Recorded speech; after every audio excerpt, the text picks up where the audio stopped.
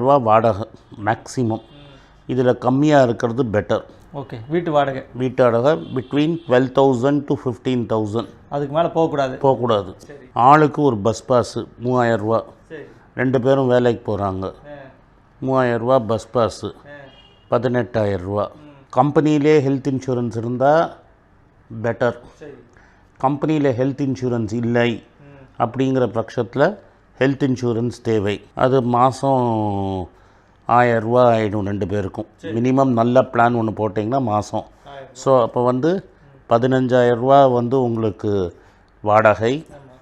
எலக்ட்ரிசிட்டியும் சேர்த்து சொல்கிறேன் 15,000.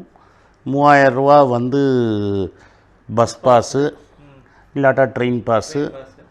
அதுக்கப்புறமா ஒரு ஹெல்த் இன்சூரன்ஸுக்கு 1000 ரூபா. ஸோ இதே 19,000 ரூபா ஆகிடுச்சு. ரைட்டுங்களா? வீட்டுக்கு எதாவது பணம் அனுப்பணுன்னா ஒரு 5,000 ரூபா. சரி, ஓகே. இவங்க மெட்ராஸில் இருக்காங்க, அப்பா அம்மாவுக்கு அனுப்புகிறாங்கன்னு ஒரு திட்டம் சொல்கிறீங்க. ஆமாம், அந்த இது மனசாட்சின்னு ஒன்று இருக்குது. சரி. ஸோ இது ஒரு 24,000 ரூபா. அதுக்கப்புறம் இந்த சாப்பாடு செலவு, தண்ணி, கேஸு, அதுக்கு ஒரு 6,000 ரூபா. நல்லா சாப்பிட்டு இருக்கிறதுக்கு ஒரு 6,000 ரூபா. அவங்களே சமைச்சு வீட்டில் சமைச்சு சாப்பிட்டாங்கன்னா ஒரு 6,000 ரூபா. ஸோ இப்போ 30,000 ரூபா ஆகிடுச்சு. இந்த 10,000 ரூபா டிஸ்க்ரிஷ்னரி எக்ஸ்பென்சஸ். அவங்க சினிமா போகிறாங்க, ட்ராமா போகிறாங்க, இல்லை ஊருக்கு அனுப்புகிறாங்க, இல்லை ட்ரெஸ் வாங்கிறதுக்கு சேர்த்து வைக்கிறாங்க, இல்லை ஏதாவது பண்ணுறாங்க. அவங்க என்ன வேணால் அந்த டிஸ்க்ரிஷன் ஒரு 10,000 ரூபா. 20,000 ரூபா லாங் டேர்ம் சேவிங்ஸு. நீண்ட நாள் சேமிப்புக்கு வச்சுக்கணும். ஆமாம், ரிட்டையர்மெண்ட் பென்ஷன் கிடையாது இப்போது. இந்த அசம்ஷன் என்னென்னா அவங்களுக்கு குழந்தை நோ கிட்ஸ் இருந்தால் இந்த 10,000 ரூபா போயிடும். ஏன்னா ஸ்கூலு, காலேஜு, ஈவன் குழந்தைக்கு ஸ்கூல் காலேஜ் இப்போ இல்லைன்னா கூட பின்னாடி ஸ்கூல் காலேஜுக்கு சேர்க்கறதுக்கு இந்த பணம் போயிடும். ஸோ நீங்கள் ஒரு குழந்தையில இருந்தால் 5,000 ரூபா போயிடும்.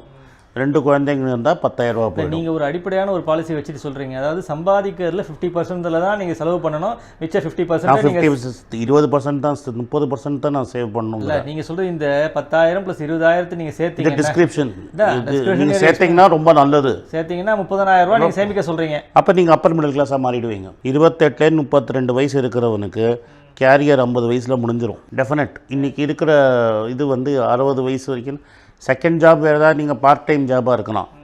அப்போது இன்றைக்கி நீங்கள் எவ்வளோ சேர்க்குறீங்க? 15,000 ரூபா டெஃபினட் செலவு, 6,000 ரூபா டெஃபினட் செலவு, 1000 ரூபா டெஃபினட் செலவு. ரைட்டாக? ஹெல்த் இன்சூரன்ஸ் மெயின்டைன் பண்ணுறா, அது தப்பிச்சிட்டிங்க. அதுக்கு ஒரு 4,000. அந்த 1000 ரூபா இன்றைக்கி இருக்கிறது 4,000 ரூபாவாக மாறிடும். ஹெல்த் இன்சூரன்ஸ் ஜாஸ்தி ஆகும் ஏஜ் போக. ஸோ 15, 21, 25 இருக்கும்.